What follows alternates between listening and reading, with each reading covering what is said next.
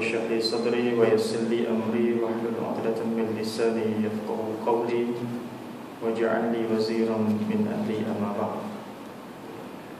Muslimin muslimat, tuan-tuan hadirin hadirat yang dihormati sekalian, alhamdulillah. Syukur kepada Allah SWT kerana masih lagi memberikan kesempatan kepada kita untuk bernafas dalam tahun baru Islam, dan mudah-mudahan perubahan daripada tahun ke tahun berlakunya juga dalam masa yang sama perubahan daripada ketakwaan kita kepada Allah SWT, dan itulah kemuncak daripada pengibadatan kita, status kita sebagai hamba Allah Ta'ala di muka bumi ini. Alhamdulillah, insyaAllah kita sambung lagi pengajian kita, sambungan daripada kitab Tuhfatul Raghibin fi Bayani Haqiqati Imanil Mu'minin. Dan mungkin ada di kalangan tuan-tuan yang ada terjemahan dia tu. Dan sebelumnya alhamdulillah kita dah masuk sedikit daripada fasal yang pertama, menceritakan berkaitan dengan hakikat iman, iaitu berkaitan dengan apa itu iman. Jadi kalau kita tengok kepada sebuah hadis Nabi yang masyhur, yang mungkin pernah kita pelajari dan kita baca sebelum ini, seorang lelaki yang mana tiba-tiba masuk dengan pakaian yang serba putih, dalam keadaan yang bersih, yang daripada kalangan sahabat tidak kenal siapa beliau. Yang ketika itu Nabi SAW tengah mengajar para sahabat, berkuliah bersama sahabat. Maka bila mana beliau masuk, sahabat tengok dengan orang yang tak kenal tiba-tiba masuk dan terus rapat kepada Nabi SAW dalam hadis yang panjang, terus melagakan di antara lutut dengan lutut beliau dengan lutut Nabi SAW. Maka di sana timbul beberapa persoalan, soal jawab di antara Nabi dengan lelaki tersebut. Dan salah satu daripada soalan yang ditanya, ya Muhammad, akhbirni 'anil iman. Wahai Muhammad, iaitu Rasulullah, ceritakan kepada aku apa itu iman. Kalau kita tengok daripada hadis tersebut, ada beberapa soalan yang ditanya. Pertama berkaitan apa itu Islam, yang kedua apa itu iman, yang ketiga apa itu ihsan, yang keempat bilanya berlaku kiamat, dan yang kelima apakah tanda-tanda kiamat. Daripada soalan tersebut ada soalan yang mana ditanya, akhbirni 'anil iman, ceritakan kepada aku apa itu iman. Maka Nabi cerita, bagi tahu bahawa iman itu adalah beriman kepada Allah, malaikat, kitab, yang kita kata sebagai rukun iman. Yang ada 6 itu. Selepas daripada berlalunya lelaki tersebut, maka Nabi SAW tanya kepada sahabat, kalian tahu tak siapa orang tersebut? Maka dijawab oleh mereka, Allah Rasul a'lam. Maka setengah daripada riwayat mengatakan bahawa Sayyidina Umar mengatakan Allah Rasul a'lam, Allah dan Rasul lebih mengetahui. Maka Rasul bagi tahu itulah Jibril atakum, yang datang kepada kamu untuk mengajar kepada kamu ilmu. Maksudnya ilmu ni tuan-tuan direct, yang diajar oleh Nabi SAW kepada para sahabat, ataupun melalui soal jawab yang berlaku di kalangan mereka. Kadang-kadang sahabat minta tanya dengan Rasulullah, dan ada juga dalam bentuk yang tak langsung. Sahabat dengar perbualan di antara Jibril yang mana menyerupai lelaki, jadi sahabat dengar, maka di sana adalah ilmu. Maka tidak ada satu ruang kepada kita kalau kita nak mempertikaikan, tidak ada masa untuk kita belajar ataupun kita mencari ilmu. Banyak sangat tentang masuk dalam kereta, kalau buka radio, kena dengan channel dia, kena dengan siaran dia, dapat ilmu. Tak kena dengan cara dia, tak kena dengan channel dia, tak dapat ilmu. Begitulah kehidupan kita. Jadi bila mana kita tengok kepada hadis tersebut, diceritakan bahawa iman itu adalah kamu beriman kepada Allah, malaikat, Rasul, kitab, hari kiamat dan qada dan qadar. Tapi di sini dia ada bercerita berkaitan dengan apa itu hakikat iman yang sebenar. Saya pernah sebut yang sebelum ini berkaitan dengan iman itu, tuan-tuan. Kita tak boleh nampak. Kalau kita nak kata orang itu Islam, kalau kita nak kata orang itu Islam, mungkin senang kalau di negara kita, sebab orang yang mana rupa yang Melayu itu adalah Islam. Cuba tengok pada hari Jumaat, tadi kita sembahyang Jumaat, ya, daripada pelbagai bangsa yang datang, ya. Mungkin daripada yang bahasa India, Cina, ya, Rohingya, banyak lagi yang datang. Kalau dia orang tak datang masjid, tuan-tuan, kita tengok dengan pemakaian kehidupan mereka seharian, kita tahu tak dia Islam? Kita mungkin kita tak expect dia Islam, ya? Dan dia pun mungkin tak tahu, dan mungkin dia orang tahu bahawa kita Islam. Sebab apa? Di sini. Sebab itulah ulama bahas berkaitan dengan hakikat iman itu, nak cerita benda yang ada dalam ini dan benda yang ada pada luaran ini. Dan sebelum ni ada satu dalam perbincangan yang kita sebut sebelum ini, bahawa satu pendapat yang dipegang oleh Al-Maturidi, ini daripada jalanan Ahlussunnah wal Jamaah, mengatakan bahawa iman itu adalah basit, iman itu basit, hakikat iman adalah basit, iaitu tidak bersusun di antara tasdik, iaitu kita membenarkan dengan hati, dan ikrar dengan lisan. Daripada apa yang kita sebut yang sebelum ini sebagai rumusan untuk kita ingat balik apa yang kita sebut, mengikut daripada pendapat ini, dia kata hakikat iman adalah tidak tersusun di antara kita benarkan kepercayaan kita dalam hati Allah sebagai Tuhan yang selayak disembah, Nabi Muhammad sebagai Rasul dan pesuruh Allah, tidak ada susunan di antara tasdik dalam hati dengan ikrar dengan lidah. Maksud ikrar dengan lidah, maksudnya kita sebut syahadat, 2 kalimah syahadat tadi.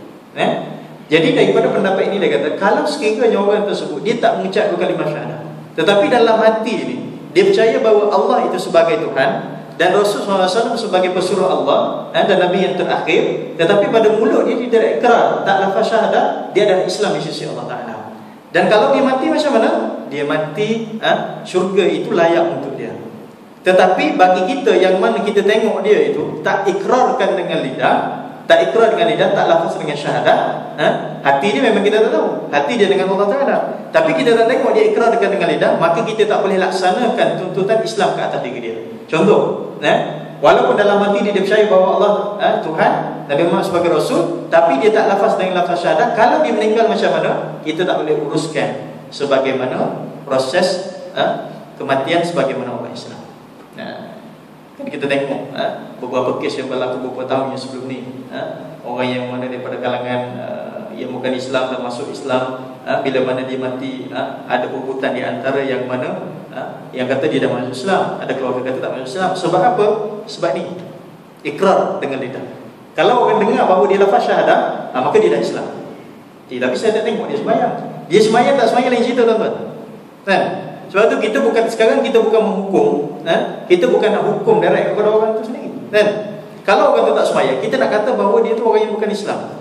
Sebab Nabi sebut dalam satu hadis, membezakan di antara orang Islam dengan orang Islam dengan bukan Islam adalah solat.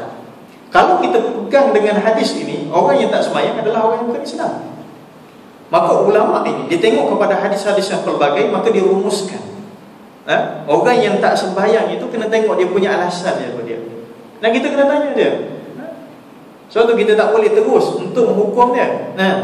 Ajak dia dulu, tegur dia dulu, dan kita kena tanya dia. Ajak sembahyang dan sebagainya. Kalau tak nak sembahyang, sebab apa kau tak sembahyang? Sebab apa tak nak sembahyang? Dia kata sembahyang ni tak wajib bagiku. Kalau jawapan dia meletakkan bahawa sembahyang itu tak wajib bagi diri dia, masa tu dah dikira sebagai orang yang mana jatuh kepada murtad. Walau yang sebelum ni dia bersyahadat, tapi dengan alasan dia tu. Tapi kalau kita tanya sebab apa tak sembahyang, malas. Dia hanya orang yang asi, ataupun orang yang fasik, yang mana duduk dalam keadaan melakukan maksiat, dosa. Jadi dia itu boleh tak kita hukumkan sebagai orang yang murtad? Tak boleh, walaupun dia tak sembahyang. Kalau dia mati macam mana? Uruskan sebagaimana orang Islam. Itulah ulama bahas berkaitan dengan hakikat iman itu macam mana. Itu pendapat yang pertama, bercerita berkaitan dengan hakikat iman adalah basit, itu tidak tersusun di antara tasdik dengan ikrar. Maksud kalau dalam hati dia dah beriman, yakin, kalau dia mati, di sisi Allah SWT dikira sebagai orang Islam. Tapi kita sebagai orang Islam yang zahirnya, kita tak boleh hukum sebagai orang Islam, sebab kita tak tahu hati dia macam mana. Baik, kita tengok kepada pendapat yang kedua. Kalau tuan-tuan ada yang buku dalam bahasa Melayu tu, susah sebab saya dalam Jawi. Bolehlah sambil-sambil tu cari.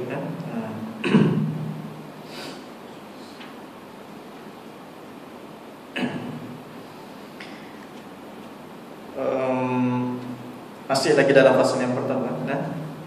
Dan barang siapa tiada ada di dalam hatinya tasdik, tetapi ada pada lidahnya ikrar, seperti kelakuan orang munafik, maka orang itu tiada mukmin pada batin kerana ketiadaan tasdik, dan adalah ia di dalam akhirat daripada isi neraka kekal di dalamnya kerana kufurnya. Boleh cari ayat bermula di situ. Dan barang siapa tiada ada di dalam hatinya tasdik, tetapi ada pada lidahnya ikrar, seperti kelakuan orang yang munafik. Ini dalam masalah yang pertama lagi. Tadi kita cerita orang yang mana kalau sekiranya dia dalam hati dia tasdik, bahawa dia percaya Allah dan Rasul, dan dalam masa yang sama lidah dia mengaku, maka dia adalah Islam pada zahir dan pada batin. Tapi kalau batin dia mengaku, lidah dia tak mengaku, batin dia saja Islam, tapi zahirnya bukan Islam, hakikatnya dia dengan Allah Ta'ala urusan dia. Baik, sekarang kalaulah pada zahirnya Islam, mengaku dengan dua kalimah syahadat, berlafaz dengan dua kalimah syahadat, tetapi hati ni tak percaya, maka orang tersebut dikatakan sebagai orang yang munafik.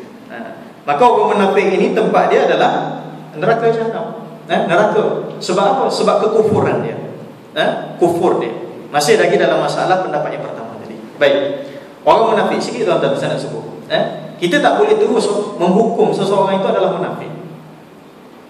Kita kena kembali kepada kaedah. Kita nak meletakkan, nak menghukum seseorang, kita nak cop orang ni dia munafik, dia murtad dan sebagainya, itu bukan autoriti kita. Hatta walaupun orang tersebut melakukan satu kesalahan yang nampak bahawa benda tersebut kalau dia buat memang murtad, sama ada dengan lafaz atau perbuatan dia, kita tak boleh kata engkau ni dah jadi kafir, kau ni dah murtad ni, jangan, tak boleh. Islam ajar macam mana cara dia. Kalau kita tengok autoriti yang nak memutuskan dia siapa dia, kembali kepada sistem mahkamah syariah. Kalau kita sekarang mahkamah syariah, qadhi yang menentukan, ataupun hakim, orang Islam. Baik. Nabi sebut dalam satu hadis, ayatul munafik salasun. Ciri-ciri ataupun tanda alamat bagi orang munafik ada 3 yang biasa kita dengar. Cakap bohong, idza hadatsa kadzaba, bila mana bercakap menipu, dan wa idza wa'ada akhlafa, bila mana janji mungkiri janji, wa idza tumina khana, bila mana dibagi amanah khianat dengan amanah tersebut. Kalau seorang tu dia ada salah satu daripada 3 ciri, ataupun seorang tu ketiga-tiga ciri itu memang dia ada, boleh tak kita kata engkau munafik? Tak boleh. Jangan main-main. Sebab apa? Sebab pada zahirnya kita nampak dia adalah Islam. Sebab apa? Sebab dia mengucap sebelum ini. Okey, cuba tengok zaman Nabi SAW. Sebelum daripada Nabi SAW wafat, Nabi bagi tahu kepada seorang sahabat yang nama dia adalah Huzaifah Al-Yamani. Huzaifah ini dikatakan sebagai pemegang rahsia Nabi SAW. Dan salah satu rahsia yang dipegang adalah senarai nama ataupun mereka yang mana memang betul-betul munafik. Maksudnya zahirnya mengaku dengan Islam, mengucap kalimah syahadat, tetapi dalam itu tak beriman.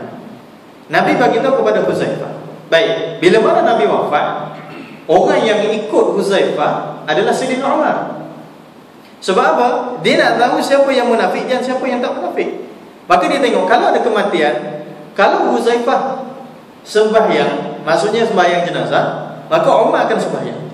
Tapi kalau Huzaifah tak sembahyang, Umar tak sembahyang. Sebab apa? Sebab Huzaifah tahu. Sebab Nabi bagi tahu, ini orang munafik. Cuba kita tengok. Dalam Huzaifah tak sembahyang, Umar tak sembahyang, ada tak dia orang larang? Tak. Maksudnya, hatta walaupun orang tersebut adalah orang munafik, mesti diuruskan sebagaimana pengurusan orang yang Islam. Sebab zahirnya adalah Islam. Kita tak boleh. Dan Huzaifah kata, ini munafik, ini tak ada. Huzaifah tak bagi tahu, dan Huzaifah tak bocorkan rahsia tersebut. Kalau Huzaifah bocorkan, mudarat besar. Mudarat besar. Sebab apa? Pada zahirnya adalah Islam. Nanti fitnah kata, macam mana Huzaifah ni? Hukum main-main macam ni. Sedangkan yang semayang belakang Nabi SAW adalah munafik. Kalau Nabi bunuh dia macam mana? Orang kafir akan kata, orang musyrikin akan kata, musuh Islam kata bahawa Muhammad bunuh sahabat sendiri. Sebab apa? Semayang belakang Rasulullah. Masalahnya nak jaga. Maka dalam Islam, walaupun dia mengucap tetapi hati dia tak beriman, dia adalah munafik. Tetapi pada zahirnya kita kena urus sebagaimana orang Islam. Itu nak kata orang munafik. Jangan terus kita menghukum. Jangan. Kita adalah da'i, tuan-tuan. Walaupun kita tak masuk rancangan da'i tu, jangan tunggu nak masuk rancangan da'i baru nak jadi da'i. Kita da'i daripada kita ni, start daripada kita ni orang Islam, sampailah kita mati kita dah da'i, berdakwah. Tak semestinya berdakwah kena jadi duduk depan ni cakap, tak semestinya dakwah dengan perkataan, dengan pakaian dan sebagainya. Okey. Tetapi dihukumkan mukmin ia pada zahir kerana ada ikrar, maka diperlakukanlah atasnya di dalam dunia segala hukum Islam yang telah tersebut itu. Dan tiada dihukumkan atasnya pada zahir dengan kufur, melainkan apabila diketahui akan dia dengan alamat yang menunjukkan atasnya disabit ikrarnya seperti sujud bagi berhala. Ini jelas, kalau sujud depan berhala itu jelas menunjukkan bahawa itu dah murtad. Dan membuangkan mushaf pada tempat najasah, tempat yang mana kotor, dia sebut syarak, maka pada ketika itu dihukumkan atasnya dengan kufur. Kufur ni tuan-tuan sifat. Kafir orang yang bersifat dengan sifat kufur. Biasanya kafir orang tu, kufur adalah sifat pada diri dia. Dan tiadalah diperlakukan atasnya segala hukum Islam yang tersebut itu. Kalau dah jelas dia ni contoh melakukan macam sujud berhala dan sebagainya, buang mushaf itu Quran pada tempat yang mana kotor dan sebagainya sengaja, maka tak boleh dilakukan hukuman Islam. Maksudnya mana-mana hukum berkaitan dengan Islam tak boleh dilakukan kepada dia. Inilah kaul yang muktamad pada hakikat iman. Ini pendapat yang muktamad pada masalah hakikat iman. Ini daripada pendapat Al-Maturidiyah. Baik, adapun dalil yang menunjukkan atas bahawasanya iman itu tasdik di dalam hati, bukan ikrar dengan lidah, maka itu beberapa ayat Quran seperti firman Allah Ta'ala, ulaika kataba fi qulubihimul iman. Artinya mereka itulah yang disuratkan Allah di dalam hati mereka itu iman. Ini nak cerita bahawa iman itu duduk dalam hati. Ini ayat dia. Allah Ta'ala kata mereka itu yang mana dimasukkan iman dalam hati, di dalam hati mereka. Dan lagi firman-Nya, firman Allah Ta'ala, wa qalbuhu mutmainnun bil iman. Artinya dan hatinya tetap ia dengan iman. Dan lagi firman Allah Subhanahu Wa Ta'ala, walamma yadkhulul iman fi qulubikum. Artinya tatkala masuk iman di dalam hati kamu. Dan kata setengah ulama seperti Imam Abu Hanifah. Baik, itu pendapat yang pertama. Nak cerita bahawa iman itu duduk pada hati dan tidak disabitkan dengan ikrar. Dia ada hujah di masing-masing. Dia hujah ni tuan-tuan. Kita tak boleh berhujah di antara mazhab dengan mazhab. Kalau kita mazhab Syafi'i, ada orang yang bermazhab dengan mazhab Hanafi, kita kata okey mazhab Hanafi, mazhab Syafi'i yang paling baik sekali. Jangan.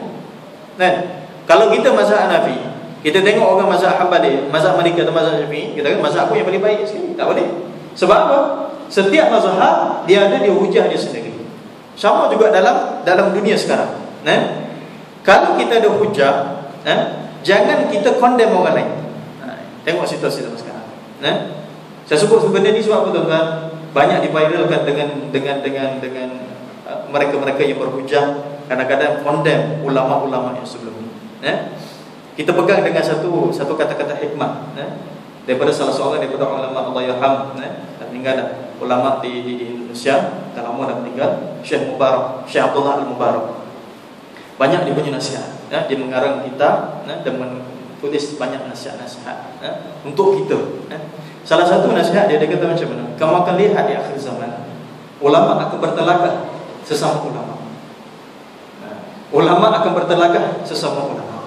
Maksudnya agamawan akan bertelagah antara satu sama lain. Salah satunya disebabkan apa dia? Sifat ego. Dia merasakan bahawa hujah dia paling baik sekali. Dia merasakan dia yang paling betul sekali. Tuan-tuan, kalau sekiranya kita ada hujah kita, jangan kita condemn orang lain. Nak condemn, dia ada ruangan dia. Ulama macam dulu pun dia ada di hujah dia masing-masing, tapi cara dia macam mana? Perdamaian dia, dengan cara yang tertutup. Jangan sampai masyarakat itu pening. Nak ikut yang mana satu ni? Dan jangan kita condemn orang lain. Maksudnya hujah yang betul dan tak semestinya hujah yang dia itu adalah salah. Sama dengan para mazhab yang seperti ini. Baik.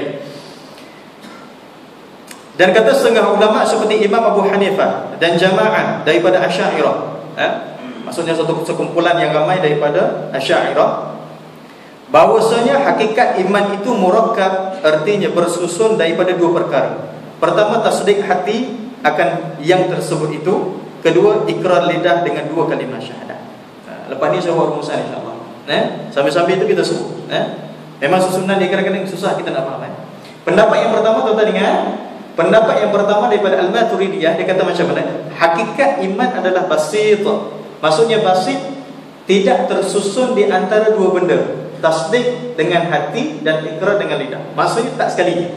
Bukti dia ada hujah ayat Quran tadi. Sekarang pendapat yang kedua daripada Asy'ariyah, ia mengatakan bahawa hakikat iman itu adalah murakkab. Murakkab tersusun. Tersusun di antara dua benda tadi, tasdik dengan hati dan ikrar dengan lidah. Pendapat yang pertama kata asing, pendapat yang kedua kata tersusun. Okey, kena ada dua-dua sekali ni. Itu syarat bagi pendapat yang kedua. Maka atas qaul ini, barang siapa ada tasdik di dalam hatinya akan yang tersebut itu, tetapi tiada ada pada lidahnya ikrar dengan dua kalimah syahadah, padahal kuasa ia atas ikrar, maka orang itu tiada mukmin ia pada hukum zahir dan batin. Kalau dia beriman dengan hati dia, tetapi dia tak lafaz dengan lidah dia dua kalimah syahadah, zahir dan batin bukan orang yang beriman. Beza kan dengan pendapat pertama tadi?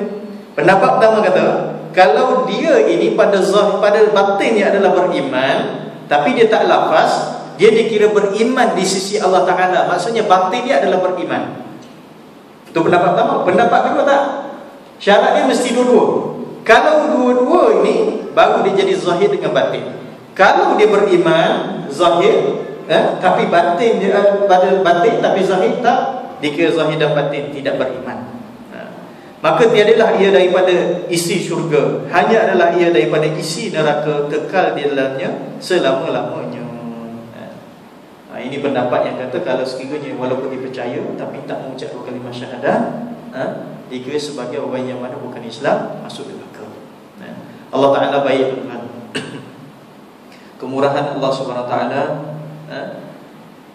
sampai kalau sekiranya orang tersebut adalah ahli maksiat, tetapi satu benda dia tak buat, iaitu syirik pada Allah Subhanahu Wa Ta'ala, masuk dalam hatinya, dia yakin Allah sebagai Tuhan, Nabi Muhammad adalah pesuruh Allah, tetapi dia ahli maksiat, last sekali dia layak masuk syurga. Hadis Nabi SAW sebut. Maksudnya, walaupun dah masuk dalam neraka, tetapi kemuncak dah habis dia punya dosa, dah dibakar, dah dibalas semuanya dengan keadilan Allah Ta'ala, last sekali layak untuk masuk syurga. Sebab apa? Sebab ada iman dalam diri. Sebab itu tuan-tuan, kita bangun daripada tidur kita, kita syukur iman kita Allah Ta'ala letak lagi. Kita nak tidur tuan-tuan, syukur Allah Ta'ala letak lagi iman dalam diri kita. Sebab berapa ramai daripada kalangan orang yang mana dicabut iman dia. Cuba tengok satu hadis. Nabi sebut, seseorang yang mana mencuri, dia takkan mencuri, malaikat ketika mana dia mencuri, Allah Ta'ala cabut iman dia. Seseorang itu berzina, ketika mana dia berzina itu, kalau ketika mana dia melakukan perbuatan zina, maksudnya ketika itu Allah Ta'ala cabut iman dia. Kalau dia beriman, dia takkan buat. Kalau beriman, dia takkan buat benda tersebut. Jadi kalau kita fikir sekarang, ulama bahaskan perbincangan yang panjang dengan hadis ini. Maksudnya, orang yang melakukan maksiat seumpama dicabut seketika iman dia. Bila mana dia telah meninggalkan maksiat, dah habis buat maksiat, Allah Ta'ala cepat masukkan balik iman dia. Banyak mana tuan-tuan kita maksiat dengan Allah Ta'ala kita buat, ketika Allah Ta'ala cabut iman itu seketika, alhamdulillah Allah Ta'ala masih kembalikan lagi. Kita bimbang Allah Ta'ala cabut, tak kembalikan. Na'udzubillah. Bila mana Allah Ta'ala tarik iman itu, dia kekalkan seseorang itu dengan maksiat, last sekali jadi kufur dia, Allah Ta'ala tak kembalikan iman. Ini kita takut. Alhamdulillah kita hidup lagi dalam keadaan Allah Ta'ala kekalkan iman kita. Inilah kaul yang kedua daripada dua kaul yang masyhur daripada hakikat iman. Maka atas dua kaul, iaitu dua pendapat ini, adalah amal soleh itu jadi syarat sempurna iman jua, bukan rukun iman. Maka barang siapa ada di dalam hatinya tasdik akan yang tersebut itu, dan ada pada lidahnya ikrar dengan dua kalimah syahadah, dan tiada ia mengerjakan amal, maka orang itu mukmin jua. Tetapi tiada sempurna imannya, lagi derhaka ia sebab meninggalkan amal. Satu hari, sekelompok daripada orang Arab, Badui, yang mana baru masuk Islam, dia datang rumah Nabi SAW dan dia panggil Rasulullah. Dia nak bagi tahu bahawa mereka ini dah masuk Islam. Orang Arab Badui, kita kata orang Arab yang betul-betul kampung yang duduk di padang pasir di bawah kemah itu, tuan-tuan. Dia punya adab dia agak kasar sikit. Dan banyak sejarah tunjuk bahawa mereka berkasar dengan Rasulullah. Tapi Rasulullah ni memang daripada sudut dakwah Rasulullah tak balas pada dia. Walaupun sahabat ni dah marah, Rasulullah tenangkan para sahabat. Jadi bila mana dia orang datang, dia panggil Rasulullah dengan adab kurang. Dan apa yang dia cerita, dia kata amanah, ya Rasulullah, kami telah beriman. Jadi bila mana dia kata kepada Rasulullah, ya Rasulullah, kami telah beriman, sedangkan dia baru masuk Islam, maka Allah Ta'ala kata, Allah Ta'ala suruh Rasulullah bagi tahu kepada mereka, bukan kata amanah, bukan kata kami telah beriman, tapi kata aslamna, kami telah masuk Islam. Masuk di sana orang yang mana mengucap 2 kalimah syahadah, ikrar dengan lidah dan tasdik dengan hati, percaya Allah Ta'ala dan Rasul itu, maka dia dah masuk Islam. Dan dia adalah sampai tahap yang pertama baru, apa dia? Orang yang Muslim. Ada tak dia itu dikatakan sebagai orang beriman? Belum lagi. Kalau tengok kepada ayat Quran tadi, ini dalam ayat Quran, tak silap saya, dalam surah Al-Hujurat, boleh tengok balik. Bila mana dia kata kami beriman, Allah Ta'ala suruh kata kepada Rasulullah, bagi tahu bahawa kamu baru masuk Islam. Maksudnya nak kita step yang pertama Muslim, nak naik kepada tahap yang kedua, itu mukmin itu syarat dia mesti beramal soleh. Amal soleh melakukan kebajikan. Orang tu sembahyang, orang tu puasa, zakat, buat benda-benda yang termasuk daripada benda baik dan meninggalkan benda munkar. Itu dah dikatakan sebagai orang tersebut naik taraf kepada orang yang mukmin. Cuba tengok doa kita. Allahumma ighfirli wa liwalidayya warhamhuma kama rabbayani shaghira wa li jami'il muslimina wal muslimat wal mu'minina wal mu'minat. Kan asing tu. Asing tu. Sebab orang yang muslim tak semestinya mukmin. Tapi kalau orang mukmin, confirm dia orang muslim. Orang yang muslim tak semestinya mukmin. Tapi orang mukmin confirm dia adalah muslim. Sebab tahap yang pertama muslim, dah sampai tahap yang pertama dia beramal soleh, dia naik kepada tahap yang kedua, itu mukmin. Maka di sini bagi dua pendapat tadi, pendapat yang pertama, pendapat yang kedua, amal soleh itu bukan syarat iman, bukan rukun iman. Maksudnya kalau sekiranya orang tersebut tak buat amal soleh, dia dah dikira sebagai orang yang mana Islam.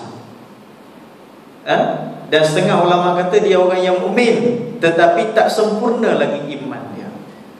Maksudnya kalau sekiranya tak beriman, kalau tak buat amal soleh, dia masih lagi Islam. Macam saya cerita tadilah, walaupun dia mengucap tapi tak sembahyang, tetap masih lagi Islam.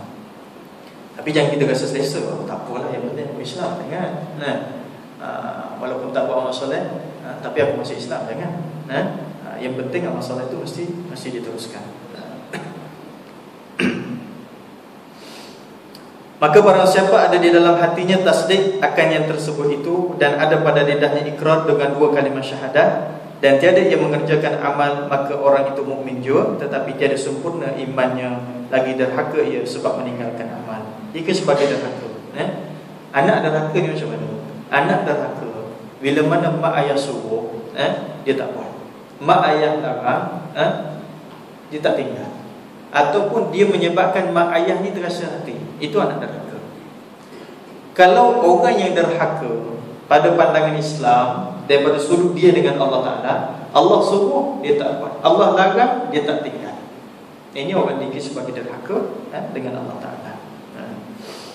Maka dikerjakannya amal soleh, maka jadi sempurnalah imannya. Kalau dia buat amal soleh, dia tasdik dengan hati, ikrar dengan lidah, dan dia beramal soleh, maka jadi sempurnalah imannya.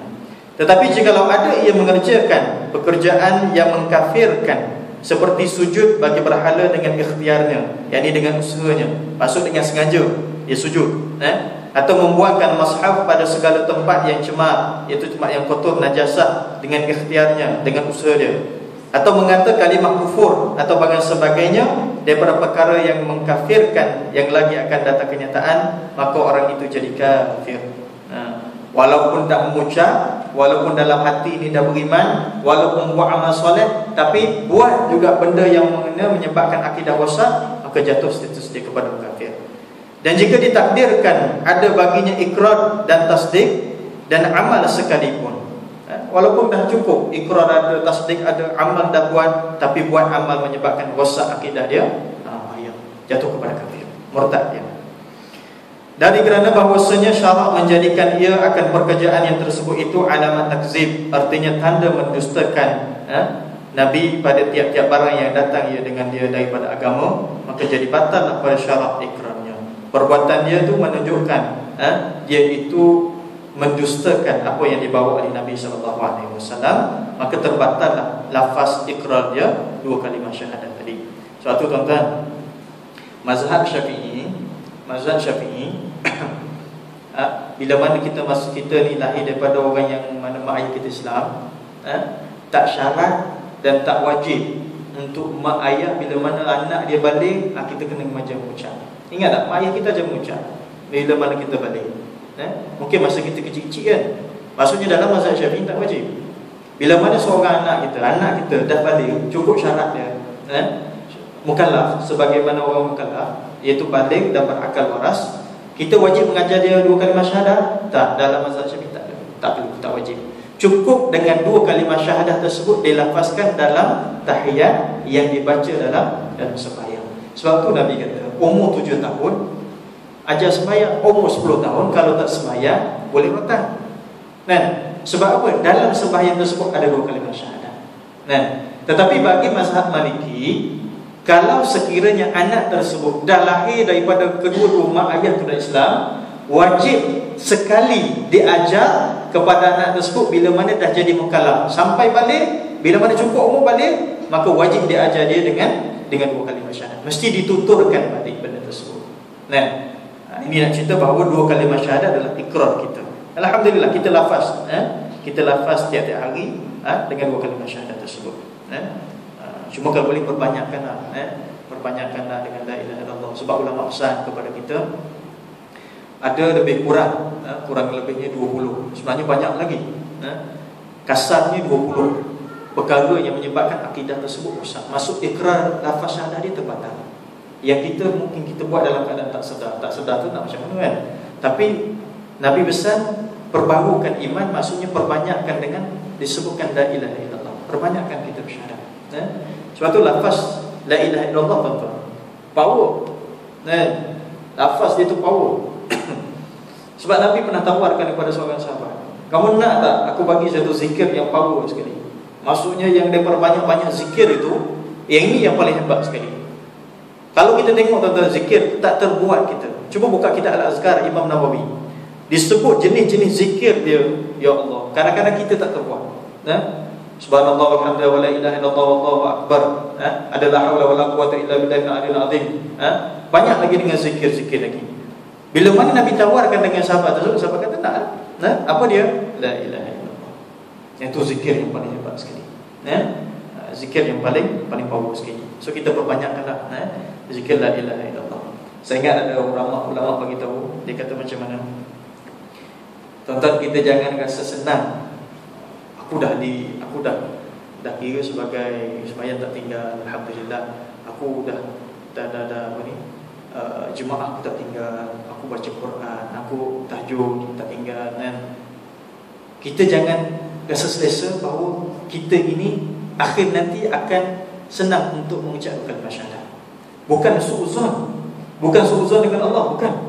Ulama kata, salah satu daripada pemudah kepada lisan kita untuk bertutur dengan syahadat ketika mana kita nak meninggal, iaitu dengan ketika mana kita hidup, banyak tak kita lazimkan dengan la ilaha illallah tadi. Dia bagi perumpamaan macam mana? Kalau kita tersadung kaki, tersepak benda tuan-tuan, apa yang keluar daripada mulut kita? Kita tengah jahit baju, tiba-tiba jarum tu terkena jari kita. Yang keluar daripada mulut kita apa dia? Lafaz thayyibah, lafaz yang baik atau lafaz yang tak baik? Bagi orang yang mana dilazimkan dengan lafaz yang baik, pahala dapat. Dan itu menandakan bahawa dia telah melazimkan diri istiqamah dengan lafaz yang mulia. Sebab tu ulama kata perbanyakkan dengan la ilaha illallah supaya senang ketika mana kamu mati. Kalau orang tak talqin pun kamu dah boleh dengan mengucap ataupun dengan mengucap la ilaha illallah. Sebab apa? Dah jadi kelaziman bagi diri kita. Mudah-mudahan insya-Allah. Cuma banyak tu banyak mana? Tak stick lah banyak mana. Yang penting banyak. Dan tasdiknya dan amalnya dengan alamat yang tersebut itu.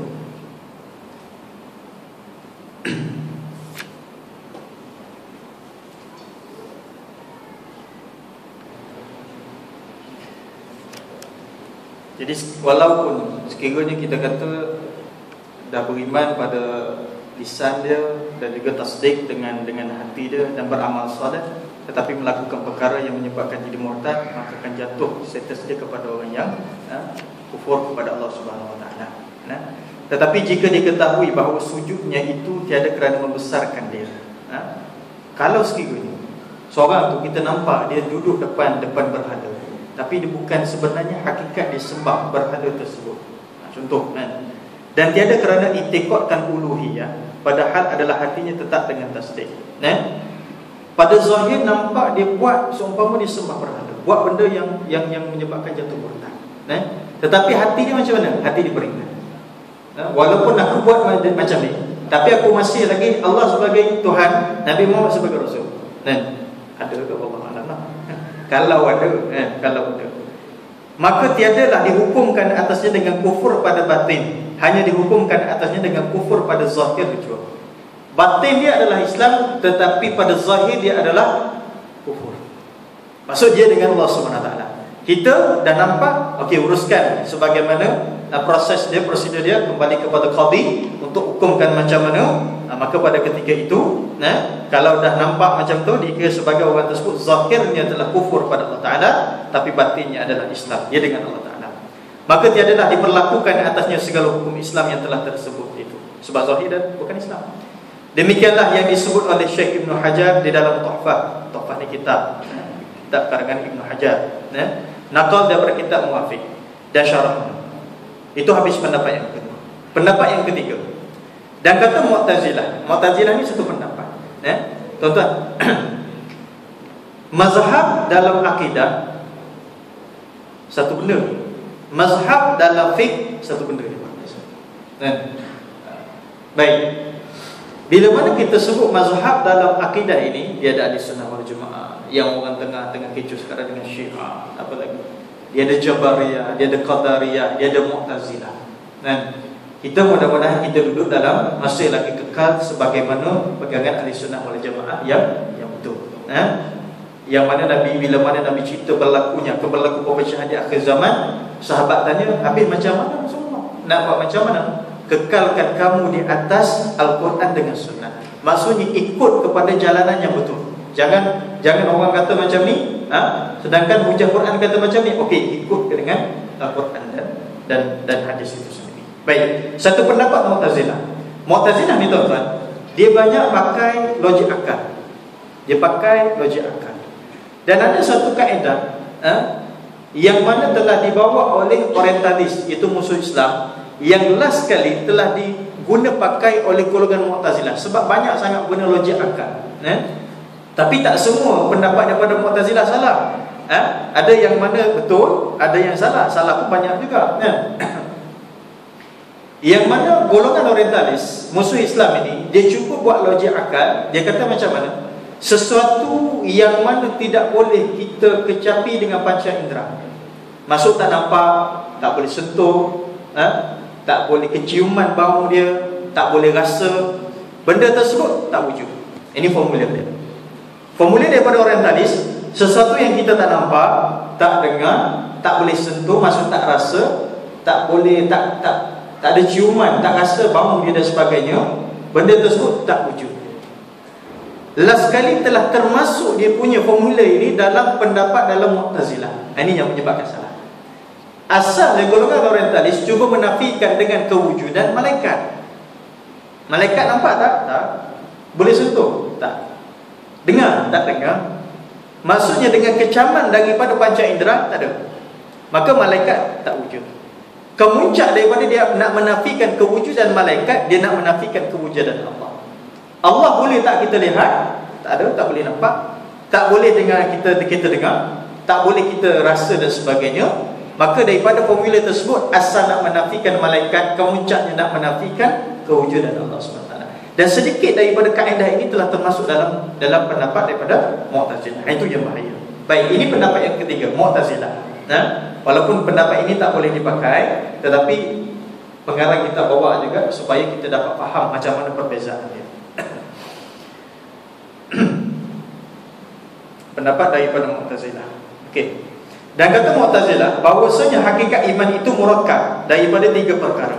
Pertama, masuk murakkab iaitu tersusun dengan 3 perkara. Yang pertama, ikrar dengan lidah. Yang kedua, tasdik dengan hati, percaya dalam hati. Yang ketiga, amal soleh dengan anggota badan. Pendapat yang pertama kata 1. Saya ulang balik. Pendapat pertama kata 1, itu cukup dengan tasdik. Pendapat yang kedua kata 2, maksudnya tasdik dengan hati dan ikrar dengan lidah. Pendapat yang ketiga kata 3, ikrar dengan lidah, tasdik dengan hati dan amal soleh. Maksudnya kalau pendapat Mu'tazilah, orang tersebut dia tak buat amal soleh, bukan orang yang beriman, dan tak boleh dikatakan dia sebagai orang Islam. Okey, kita tengok lagi macam mana pendapat dia. Kata mereka itu, barang siapa ada baginya ikrar dan tasdik dan tiada ia mengerjakan amal soleh, maka orang itu iaitu tiada mukmin kerana ketiadaan amal soleh, dan tiada ia jadi kafir kerana ada baginya ikrar dan tasdik. Demikianlah i'tiqad Mu'tazilah diisbatkan oleh mereka itu wasithah, iaitu perantaraan antara iman dan kufur. Kalau orang tu dia mengucapkan kalimah syahadah, dalam masa yang sama dia mengaku Allah Ta'ala dan Rasul itu dalam hati dia, tapi tak buat amal soleh. Orang ni Mu'tazilah kata, nak kata Islam pun tak, nak kata kafir pun tak, duduk tengah-tengah. Ini atas pakar ni, tak tahu nak pergi mana. Sebab apa? Dia kata syarat dia mesti amal soleh. Itu salah satu daripada rukun dia. Rukun bagi pendapat Mu'tazilah. Maka kaul ini, itu pendapat ini batil, itu tak betul. Janganlah diperpegangi akan dia. Jangan pegang dengan pendapat ini. Kalau kita kata orang tersebut, engkau mengaku Allah Ta'ala sebagai Tuhan, dia mengucap depan kita. Dalam hati macam mana? Aku yakin Allah Tuhan, Nabi Muhammad sebagai Rasul yang terakhir. Semayang tak? Tak semayang. Kamu bukan Islam dan kamu bukan kafir. Tengah-tengah apa dia? Ini pendapat daripada Mu'tazilah. Sebab apa? Itu penentu bagi pendapat Mu'tazilah, syarat dia mesti beramal soleh. Tapi pendapat yang ketiga ini adalah batil, tak boleh kita pegang dengan pendapat ini. Baik, habis dengan 3 pendapat.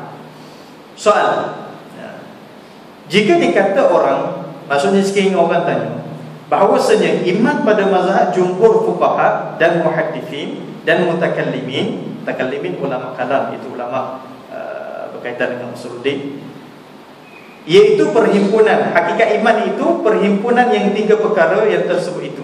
Pertama, ikrar dengan lidah. Kedua, tasdik dengan hati. Ketiga, amal dengan salat dengan anggota. Maka apa jua perbezaan antara mazhab mereka itu dan mazhab Mu'tazilah? Nak beza di antara yang ahli sunnah wal jamaah dengan Mu'tazilah tu macam mana? Sebab apa?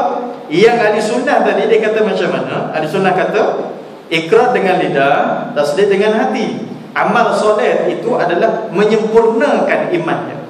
Tetapi Mu'tazilah kata wajib ikrar dengan lidah, wajib tasdik dengan hati, dan wajib beramal soleh. Macam mana beza dia? Maka jawapan dia, bahawasanya amal soleh pada mazhab mereka itu tiada ia daripada iman, hanya ia jadi syarat sempurna iman. Itu jawapan dia, iaitu di luar daripada hakikat iman. Masuk daripada jumhur ataupun daripada ahli sunnah wal jamaah, amal soleh itu adalah penyempurna kepada iman seseorang itu sendiri. Dan amal soleh pada mazhab Mu'tazilah daripada rukun iman. Kalau sekiranya tak buat, tak sah iman dia. Itu masuk rukun. Macam kita lah rukun iman. Daripada 6 itu, kalau 1 tolak, tak sempurna. Mu'tazilah kata mesti 3 rukun untuk iman dia tu. Tasdik, ikrar, tasdik dengan amal soleh. Kalau tak ada amal soleh, tak jadi. Itu beza dia. Soalan lagi. Kita habiskan sikit lagi. untuk pasal yang pertama ni, bab yang pertama. Soalan lagi, jika ditanya orang apa erti Islam pada lughah dan pada syarak, orang tanya Islam tu apa dia? Kadang-kadang tuan-tuan, kita pun orang tanya Islam ni, kadang-kadang tak jawab. Islam ni agama yang terbaik. Betul, agama yang terbaik. Kalau dia, kita kata Hindu, apa dia? Hindu adalah agama yang paling betul sekali. Kalau dia tak mengaku agama dia, kalau Kristian dia tak mengaku agama dia. Islam tu macam mana kita nak begitu? Nak explain berapa? Sama kita nak explain berkaitan dengan hukum. Orang kata haram. Haram ni, tuan-tuan, haram ni kita kata benda yang dilarang. So kalau orang yang bukan Islam, dia dengar, kalau benda ni haram kan, maksud haram tu apa dia? Haram ni benda yang dilarang, tak boleh, no entry kita kata. Maksud nampak tak? Kalau buat confirm salah. Jadi umpama kita betul lah dia punya definisi, tapi kita cuba bagi definisi yang lebih lembut sikit. Haram kalau buat benda tersebut dikira sebagai salah. Tapi kalau you tinggal, dikira sebagai you dapat balasan baik. Maksudnya haram buat dapat azab, tinggal dapat pahala, dapat pujian. Kita tukar sikit supaya orang rasa Islam macam ni. Sama juga kita nak explain Islam. Islam ni cerita dengan, kadang-kadang orang kenal Islam dengan perbuatan, orang kenal Islam dengan dia tengok pemakaian kita. Kadang-kadang orang tak tahu apa itu Islam. Ada satu video yang diviralkan, kita tak tengok di negara barat sana. Dia hanya memperdengarkan bacaan Al-Quran. Dia letak di telinga orang yang bukan Islam itu. Dia tanya apa tu? Betul. Apa perasaan kamu bila kamu dengar? So macam tenang. Sumpama macam tak ada benda lain. Sumpama aku duduk seorang-seorang rasa tenang, relax saja. Apa dia tanya? Tak tahu. Aku tak pernah dengar benda ni. Nampak tak? Orang tak tahu apa dia tu bacaan Al-Quran itu. Kadang-kadang orang tak tahu apa itu Islam. Saya pernah jumpa dengan seorang yang mana masuk Islam. Masa saya jumpa dengan dia 2012, bukan 2000, lebih kurang lah 12, 13 macam tu lah. Dia baru masuk Islam hanya beberapa tahun, tak sampai 10 tahun lagi. Saya tanya, daripada negara Hungary. Negara tu nama Hungary. Orang dia memang kurus. Hungary betul. Memang kurus. Daripada negara Hungary. Saya kata, macam mana? Dia sembang, macam mana boleh tahu pasal Islam? Dia kata, kalau negara saya memang tak tahu maklumat langsung pasal Islam. Media disekat. Dan saya tak tahu Islam orang kata dia. Habis yang you boleh ambil masuk Islam tu macam mana? Dia merantau, bekerja sana, bekerja sini. Last kali dia bekerja di Indonesia, last kali bekerja di Malaysia. Saya jumpa di Malaysia. Dia kata last kali dia tengok, dia belajar, dia kena melalui pembacaan. Maksud tak tahu langsung apa itu Islam. Kadang-kadang kita jumpa dengan orang Islam, kalau ada ruang nak cakap, cuba tanya. Kita sembang dia. Contoh kita tengok kadang-kadang orang Hindu dia ada gantung benda ni, cuba tanya apa itu. Kita nak start tu susah agak cari point, tapi pada pandai lah. Ni apa dia? Macam ni, macam mana kepercayaan dia, macam ni. Cuba tanya pasal agama dia. Jangan excited sangat nak cerita agama kita. Nampak sangat kita lepas daripada kita tanya sikit, tapi jangan dicerita lebih sangat. Tak ada ruang kita nak cerita. Lepas dia cerita, kalau kami Islam macam ni. Dia nampak komparatif, perbezaan sedikit. Okey, kembali pada soalan. Kalau orang tanya apa itu Islam daripada sudut bahasa dan pada syarak, jawabnya bahawasanya erti Islam pada bahasa, iaitu pada lughah, iaitu khudu' dan inqiyad. Artinya merendahkan diri dan mengikut. Kita merendahkan diri kepada Allah, pada hukum hakam, dan kita mengikut perintah Allah Subhanahu Wa Taala. Itu pada bahasanya. Adapun Islam pada syarak, iaitu imtisalul ma'murat wa ijtinabul manhiyat. Artinya mengikut segala yang disuruhkan Allah Ta'ala dan menjauhi segala yang ditegaknya. Apa yang Allah Ta'ala suruh kami buat, apa yang Allah Ta'ala larang kami tinggal. Itulah Islam. Senang. Maksudnya kadang-kadang tuan-tuan, kita boleh cari definisi untuk menggambarkan Islam itu sendiri. Mudah-mudahan orang faham Islam macam ni. Allah suruh kami buat. Allah suruh kami buat. Allah Ta'ala tak suruh larang, kami tinggal. Itu Islam. Senang. Banyak lagi definisi-definisi lain ulama beritahu. Yang menerima dan redha akan segala hukum itu dengan tiada menolakkan dia sama ada diamalkannya akan dia atau tiada. Baik, soal lagi. bahawa iman dan Islam pada syarak adakah berlainan keduanya atau tiada? Kita sebut Islam dan kita sebut iman. Ini benda lain-lain atau benda yang sama? Jawabnya bahawa Islam dan iman dan Islam berlainan keduanya pada pemahaman seperti yang telah engkau ketahui akan dia pada ta'rif. Maksudnya Islam dengan iman itu daripada seluruh ta'rif benda yang berbeza. Bukti dia, cuba tengok kisah yang malaikat menyerupai lelaki tadi. Bila mana dia mupi soalan pertama, ditanya man Islam. Akhbirni 'anil Islam. Cerita kepada aku berkaitan dengan Islam. Lepas tu soalan yang kedua, akhbirni 'anil iman. Ceritakan kepada aku berkaitan dengan iman. Maksudnya benda yang berbeza. Benda yang berbeza. Pada ta'rifnya kita dah tahu. Tetapi berlazim-laziman wujudnya pada syarak dengan sekira-kira tiada peroleh mukmin yang tiada muslim dan tiada peroleh muslim yang tiada mukmin. Akan tetapi walaupun berbeza, lazim antara satu sama lain. Lazim antara satu sama lain. Maksudnya berhajat antara satu sama lain. Mak dengan ayah. Bila mana kita istilahkan dengan mak dengan ayah, memerlukan antara satu sama lain. Suami isteri, lazim antara satu sama, memerlukan antara satu sama lain. Dan itu istilah. Kalau kita sebut orang tersebut tidak ada dengan pangkat suami isteri, lain. Dia itu tuan, itu puan, orang lain, encik, puan, beza, lain. Tapi bila mana kita sebut suami isteri, nampak laziman, memerlukan antara satu sama lain. Ayah, ibu, dan Islam, iman. Walaupun benda yang berbeza, tetapi lazim antara satu sama lain. Sebab apa? Sebagaimana saya sebut awal tadi, orang yang mana nak jadi mukmin mesti Islam. Syaratnya, nak jadi mukmin mesti Islam dulu. Nak jadi mukmin mesti Islam dulu. Maksudnya bersangkut paut antara satu sama lain. Hanya barang siapa bersifat dengan iman, maka bersifatlah ia dengan Islam. Dan barang siapa bersifat dengan Islam, maka bersifat dengan iman. Tiada tanggal iman pada syarak daripada Islam. Tak boleh bercerai dua benda tersebut, walaupun benda tersebut adalah berbeza. Sebagaimana ayat Quran yang menceritakan golongan Arab Badawi yang jumpa Rasulullah tadi, yang kita ceritakan tadi. Dan tiada tanggal Islam pada syarak pada iman. Hai sekalian mereka itu yang beriman. Penutup bagi pasal yang pertama ini, pengarang kitab kata, wahai orang mereka yang beriman, wajib atasmu, atas kamu memeliharakan imanmu daripada segala perkara yang membinasakan dia. Tadi kita dah bincang apa itu iman. Sekarang sebagai penutup pasal yang pertama ini, bab yang pertama dia kata macam mana? Wajib bagi kamu jaga iman kamu. Nak jaga iman macam mana tuan-tuan? Kita tak boleh jaga iman kalau sekiranya kita tak tahu sesuatu benda itu merosakkan iman. Kita nak tahu benda tersebut merosakkan iman tersebut memerlukan ilmu. Itu dikatakan sebagai ilmu. Bila mana nak dapat ilmu, kena belajar. Itu kaedah. Kalau tak belajar macam mana nak tahu?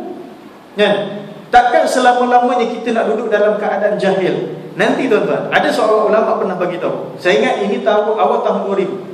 Dia kata kalau bagi saya, itu pendapat dia, dan saya rasa benda ini logik. Mungkin dah tidak ada satu alasan yang mengatakan bahawa alasan untuk kita katakan bahawa saya jahil, ataupun tidak ada masa untuk saya belajar. Sebab apa dia kata? Cuba kita tengok zaman sekarang. Yang awal 2000 dia beritahu, zaman sekarang lebih terbukti. Medium untuk dapat ilmu itu banyak sangat. Nak ke tak nak? Itu soalan. Nak ke tak nak? Kalau tuan-tuan ada TV di rumah, boleh dikatakan majoriti kalau ada TV, ada TV di rumah, syarat itu untuk dapat ilmu atau syarat itu untuk menyebabkan kita dapat dosa? Kalau radio kita ada, internet kita ada, apa saja medium yang mana kita boleh dengar dan kita boleh baca, saluran tersebut untuk kita dapat ilmu ataupun kita tak dapat ilmu. Kalau tuan-tuan kita boleh bekerja untuk mencari nafkah kepada ahli keluarga kita, dan nafkah tersebut untuk dibagi untuk hidup atas muka bumi, takkan kita tak boleh bagi nafkah dan usaha untuk cari nafkah untuk kehidupan di akhirat kita dengan cara ini. Contoh kita kata ruangan untuk di antara maghrib dengan isyak 1 jam saja. Kalau kita tengok bola, berapa jam? Mungkin sampai dekat 2 jam. Tengok bola, tapi jangan sampai kita tak belajar langsung. Kalau kita ada ruang untuk ke hari Minggu, nak ke mana? Nak ke shopping mall dan sebagainya. Kadang-kadang perjalanan itu dah makan sejam 2 jam. Duduk dalam sana dengan makan, cari barang. Mungkin dengan sehari kita habis dengan 4-5 jam itu sekadar beli barang saja. Kita boleh buat dengan urusan dunia kita. Takkan untuk ilmu, dapat ilmu itu kita tak boleh buat. Jadi kita tanya diri kita sendiri. Nak jaga iman kita mesti ada ilmu. Dengan perkara yang mana membinasakan iman. Dari membinasakan dia daripada kerana barang siapa binasa imannya, jadilah ia kafir. Kalau iman dia dah rosak, iman dia binasa, maka telah bertukar status dia daripada orang Islam kepada orang bukan Islam. Dan binasa sekalian amal yang telah dikerjakan dia. Once sekali saja orang tu dah hadapi sebagai orang yang murtad, amal dia yang sebelum ni telah terbatal terus. Tengok, Allah Ta'ala dah sebut dalam Quran, orang tersebut kalau dah murtad, orang tersebut dah daripada Islam telah murtad masuk kepada agama lain, tukar agama, maka segala amal kebajikan dia itu telah terbatal. Contoh, pukul 8 malam dia murtad, 8:05 dia masuk Islam balik. Bila dia murtad? Umur 50 tahun. Sepanjang kehidupan dia tu nak sampai umur 50 tahun, terbatal terus. 8:15 dia meninggal. Bayangkan, 8 masuk keluar Islam, murtad. 8:05 masuk Islam balik. 8 suku meninggal. Macam mana bayangkan catatan amalan dia macam mana? Allah Ta'ala batalkan sebab daripada seketika saja dia murtad dengan sengaja. Sebab tu orang yang murtad ini binasa semua amal dia, dan jadilah ia isi neraka, kekal di dalamnya selama-lamanya. Na'udzubillah min zalik. Sebagai kesimpulan, saya rumuskan balik. Perbincangan kita malam ni tuan-tuan, kita bincang berkaitan dengan hakikat iman. Pendapat pertama kata bahawa iman itu wajib pada hati sahaja, tak wajib pada ikrar. Itu tak wajib lafaz. Tetapi lafaz itu kena untuk memungkinkan bahawa kita itu betul-betul dah tasdik. Maksudnya ada sebenarnya kaitan antara ikrar dengan tasdik tadi. Cuma dia nak kata bahawa tasdik itu yang paling penting sekali. Pendapat yang kedua, tasdik dengan ikrar, mesti bersyahadah dan mesti dalam hati percaya. Pendapat yang ketiga, mesti ikrar dan mesti tasdik dan mesti beramal soleh. Pendapat ini adalah batil, sebab pendapat daripada Mu'tazilah. Sebab amal soleh adalah sekadar menyempurnakan iman itu. Orang tersebut dah mengucap dan dipercaya dalam hati dia, maka dia sebagai orang yang telah masuk Islam, dan di sana adalah hakikat iman di sisi Allah Subhanahu wa ta'ala. Dan insya-Allah perbincangan akan datang kita akan bincangkan perkara-perkara ini nak masuk ni, benda-benda yang nak merosakkan iman. Benda apa yang merosakkan iman itu? Kalau lafaz macam ni, apa jadi? Kalau buat macam ni, dah murtad tak? Kalau kita tulis macam ni, murtad tak? Tidak. Dan insya-Allah dia akan bincangkan pada pasal yang kedua, fima yufsidul iman. Wallahu a'lam.